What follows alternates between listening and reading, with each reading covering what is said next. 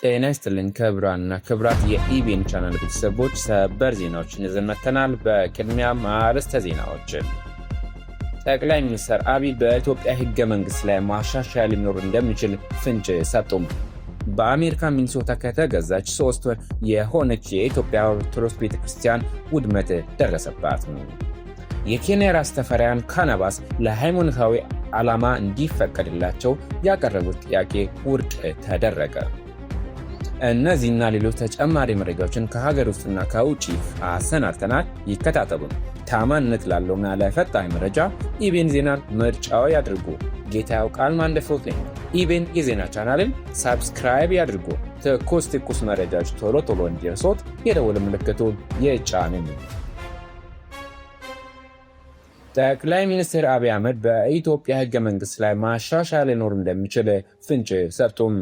ጠቅላይ ሚኒስትር አብይ አህመድ ረቡዕ በተጀመረው ሀገራዊ ምክክር የመጨረሻ ጉባኤ መክፈቻ ላይ በሀገሪቱ ሕገ መንግሥት ላይ ማሻሻያ ሊኖር እንደሚችል ፍንጭ ሰጡም። ከ4 ዓመታት በላይ በዋና ዋና አገራዊ ጉዳዮች ላይ አጀንዳዎችን ሲያሰባስብና ተወያዮችን ሲያስመርጥ የቆየው ሀገራዊ ምክክር ኮሚሽን የመጨረሻውን ምክክር የሚያደርግበትን ጉባኤ ረቡዕ ሐምሌ 8 2018 አዲስ አበባ ላይ አስጀምረዋል።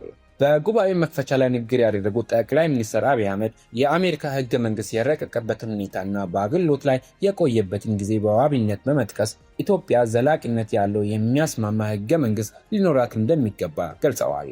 ጠቅላይ ሚኒስትሩ የአሜሪካ ሕገ መንግሥት በ55 ሰዎች መርቀቁን አስታውሰው እነዚህ ሰዎች ለ100 ዓመታት የሚቆይ ስራ ሰርተዋልም ብለዋል። አክለውም የኛ 4000 ሰዎች ከነሱ በተሻለ ጊዜ ይበልጥ ልባም ሆነው ሁሉን ወገን መላው ኢትዮጵያን የሚሰብስብ ምክክር ቢያደርጉ በቀጣይ የሚኖረን ሕገ መንግሥት ከዚህ ቀደም እንደለመድነው የመጣ ሁሉ የሚቀደው ሳይሆን ዘላቂነት ያለው ሕገ መንግሥት ይሆናል ብለዋል። 4000 ተሳታፊዎች በሚገኙበት በዚህ ጉባኤ ላይ ከ3 አስርት ዓመታት በላይ በስራ ላይ የቆየው የሀገሪቱ ሕገ መንግሥት ጉዳይ በአጀንዳነት ከተካተቱ አንዱ ሲሆን የጠቅላይ ሚኒስትር ንግግርም ማሻሻያ ሊኖረው እንደሚችል የጠቆመ ሆኗል። ከዚህ ሀገራዊ ምክክር በመነሳት በሚደርሰው ውሳኔ መሰረት በሕገ መንግሥቱ ላይ ማሻሻያ ከተደረገ በኋላ የሚደረገው ለውጥ ቀላል እንደማይሆን ጠቅላይ ሚኒስትሩ እኛ 4 ዓመታት ተመካክረናል፣ ወደፊት የሚመጣው ስርዓት 8 ዓመታት ሳይመካከር መቀየር አይችልም ማለት ነው ብለዋል። ታሪካዊና ሌሎች ጉዳዮችን ያነሱት ጠቅላይ ሚኒስትር አብይ አህመድ ኢትዮጵያ ውስጥ ኮሽ ስል ያደፈጡ የሚነቁ ለዘመናት ያልተቆረጠ የጠላፊነት ስሜት ያላቸው ሀገራት መኖራቸውን ተናግረዋል። የኢትዮጵያን ታሪክ ከጉንደት እስከ ጉራ፣ ከአድዋ እስከ ማይጨው፣ ከካራማራ እስከ ባድሜ እያንዳንዱን ብትፈትሹ ስንገነባ ያደፈጡ፣ ስንጨቃጥቅ ድልና ጊዜ ጠብቀው ጣልቃ ሽብልቅ እየገቡ መሻቶቻችን እንዳናከናውን የሚያደርጉ ኃይሎች አሉ ብለዋል።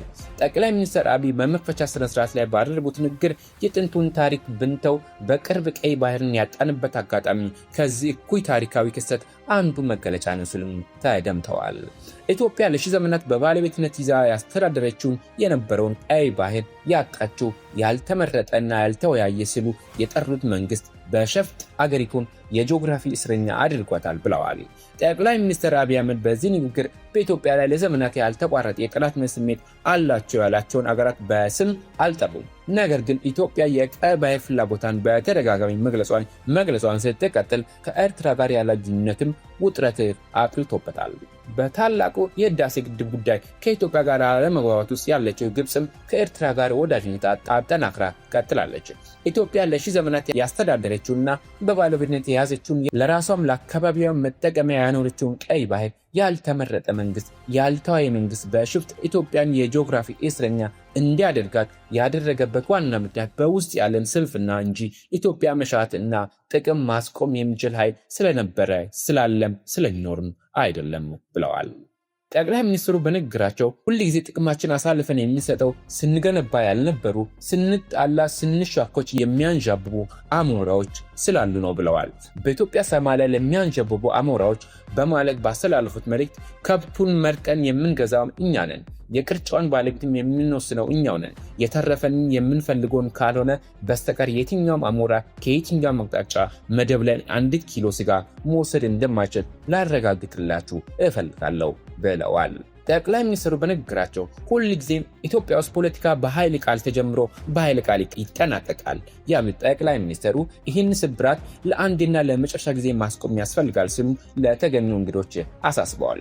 ኢትዮጵያ ለዘመናት በችግሩ ጸንታ ለመቆየቷ ሚኒስትሩ ሽምግልናና ንግግር፣ ይቅርታና ካሳ መሆናቸውን ጠቅሰው ይህ የንግግርና የይቅርታ ባህል ኢትዮጵያን አጽንቶታል ሲሉ ለተሰብሳቢዎች ተናግረዋል። በአዲስ አበባ አዲስ ኮንቬንሽን ሴንተር ረቡዕ ሐምሌ 8 2018 በተጀመረው የመጨረሻ የሀገራዊ ምክክር ጉባኤ ላይ ከተለያዩ ክልሎች፣ ወረዳዎች፣ ከፌደራል እንዲሁም በውጭ ሀገራት ከሚኖሩ ኢትዮጵያውያን የተውጣጡ ከ4000 በላይ ተሳታፊዎች ያሉበት የምክክር መድረክ ነው ተብሏል።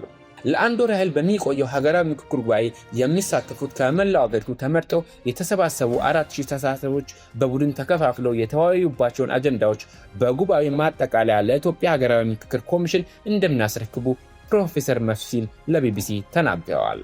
በአዲስ ዓለም አቀፍ ኮንቬንሽን ማዕከል በተካሄደ የመክፈቻ ስነስርዓት ላይ ጠቅላይ ሚኒስትር አብይን ጨምሮ ከፍተኛ የመንግስት ባለስልጣናት፣ የመከላከያ ሰራዊት ከፍተኛ መኮንኖች፣ የአፍሪካ ህብረትና የኦጋዴን ተወካዮች እንዲሁም የቀድሞ የናይጄሪያ ፕሬዝዳንት ኦሉሴጉን ኦባሳንጆ ተገኝተዋል። በአሜሪካ ሚኒሶታ ግዛት ከተገዛች 3 ወር የሆናት የኢትዮጵያ ኦርቶዶክስ ቤተክርስቲያን ውድመት ደረሰባት። በአሜሪካ ሚኒሶታ ግዛት የሚገኘው የኢትዮጵያ ኦርቶዶክስ ተዋሕዶ ቤተክርስቲያን ሰኞ ዕለት ሐምሌ 6 2018 የቃጠሎ ውድመት እንደደረሰበት የቤተክርስቲያኗ አስተዳደር መልአከ ብስራት ቀሲስ መሪጌታ ጌታሁን ለቢቢሲ ተናገሩ። በሰሜን አሜሪካ ሚኒሶታ ደብረ ብስራት ቅዱስ ገብርኤልና ቅድስት አርሴማ ቤተክርስቲያን ከተመሰረተች 9 ዓመታት ቢሆንም በቃጠሎ ወደ ወደመው ቤተክርስቲያን ገዝተው ከገቡ ግን 3 ወር እንደሆነ አስተዳደሩ ተናግረዋል። ወደ አዲሱ ቤተክርስቲያን ህንፃ የገቡት የዳግመ ትንሣኤ ዕለት ሚያዝያ 11 2018 መሆኑን ያስታወሱት የቤተክርስቲያን አስተዳደር ይህ ነገር የተከሰተው ሐምሌ ገብርኤልን ለማክበር እየተዘጋጀ ባለንበት ወቅት ነው ብለዋል። አስተዳዳሪ ለቢቢሲ በሰጡት ቃለ ምልልስ በሮዝማውንት ሚኒሶታ የሚገኘው ይህ ቤተክርስቲያን ቃጠሎ መከሰቱ የሰማነው ሰኞ ዕለት ቀድሰን ወጥተን ወደ ቤታችን እየድን ባለንበት ተደውሎልን ነው ብለዋል። እስካሁን ድረስ የቃጠሎ መንስኤ ለማወቅ የአካባቢ ፖሊስ ምርመራ እያደረገ መሆኑን የገለጹት አስተዳዳሪው ምክንያቱን አላውቅም፣ እኛ ቅዳሴ ከጨረስን በኋላ በጥንቃቄ ሁሉን ነገር አጠፋፍተን ነው የወጣነው ሲሉም አስረድተዋል። በአገሩ ሰዓት አቆጣጠር ሰኞ ረፋድ 4 ሰዓት ከ46 ደቂቃ አካባቢ የሚኒሶታ ደብረ ብስራት ቅዱስ ገብርኤል እና ቅድስት አርሴማ የኢትዮጵያ ኦርቶዶክስ ቤተክርስቲያን ላይ የደረሰው የእሳት ቃጠሎ የበርካቶችን ልብ ሰብሯል።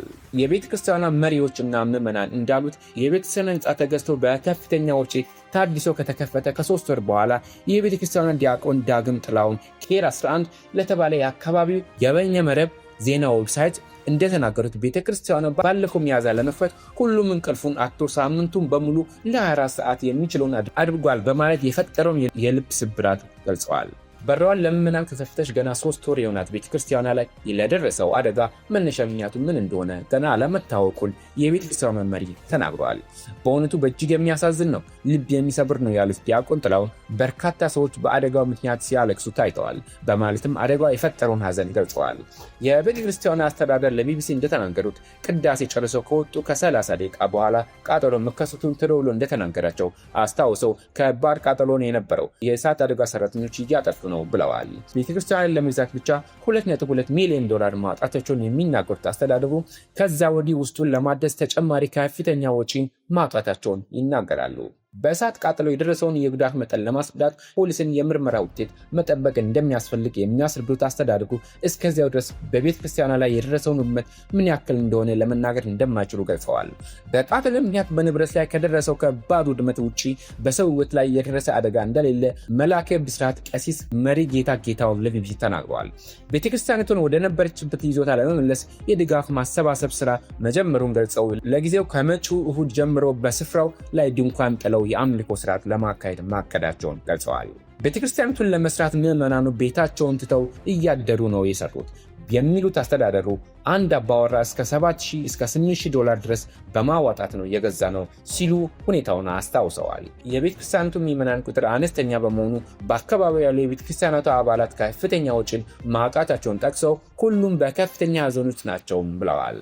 የቤተክርስቲያናቱ አዳራሽ ከአደጋው ሳይተርፍ አልቀረም የሚሉት አስተዳዳሪው፣ ነገር ግን ፖሊስ የሚያካሂደው ምርመራ ባለመጠናቀቁ ይህን ማረጋገጥ አለመቻላቸውን ገልጸዋል።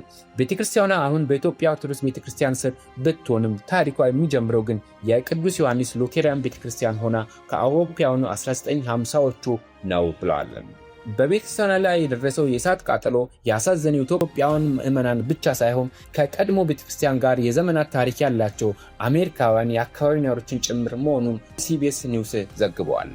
ከነዚህም መካከል ከቤተክርስቲያኗ ጋር ጥብቅ ታሪክ ያላቸው ማርክ የተባሉ ግለሰብ አንዱ ናቸው። ማርክ ባለቤታቸው በቤተክርስቲያኗ ያደጉ ሲሆኑ ጋብቻቸውንም የፈጸሙት ልጆቻቸውን ያስጠመቁት እዚያው ነበረ። በሰሜን አሜሪካ ሚኒሶታ ውስጥ ብቻ የተቃጠለውን ጨምሮ 5 የኢትዮጵያ ኦርቶዶክስ ተዋሕዶ ቤተክርስቲያኖች ይገኛሉ። የኬንያ ራስ ተፈሪያን ካናቢስ ለሃይማኖታዊ ዓላማ እንዲፈቀድላቸው ያቀረቡት ጥያቄ ውድቅ ተደረገ። የኬንያ ከፍተኛ ፍርድ ቤት የራስ ተፈሪያን ማህበረሰብ የካናቢስ እጽን ለሃይማኖታዊ ዓላማ መጠቀም ህጋዊ እንዲደረግ ያቀረቡት ጥያቄ ውድቅ አደረገ። ራስ ተፈሪያን ወደ ፍርድ ቤት ጥያቄያቸውን ያቀረቡት የካናቢስ እጽ ክልከላ በህገ መንግስቱ የተሰጣቸውን የሃይማኖትና የእምነት ነፃነት እንደሚጋፋ በመግለጽ ነው። ታሪካዊ በሆነው የፍርድ ቤት ውሳኔም ዳኛ ባሂቲ ሙዋቢ ማህበረሰቡ የእጽ ህጎች እንዴት ህገ መንግስታዊ መብታቸውን እንደሚጥስ ማረጋገጥ አልቻለም ብለዋል። ሆኖም በአገር አቀፍ ደረጃ ካናቢስ በተመለከተ የመነጋገር ፍላጎት እንዳለም አምነዋል። በኬንያ ካናቢስ ህጋዊ ለማድረግ የሚደረጉ ግፊቶች ቀጥለዋል። አንዳንድ ተሟጋቾች ካናቢስ ማምረት እና መነገድ የስራ ዕድልን እንደሚፈጥር፣ የገቢ ግብርን እንደሚያሳድግና ኢንዱስትሪን እና ህክምናን እንደሚደግፍ ይከራከራሉ።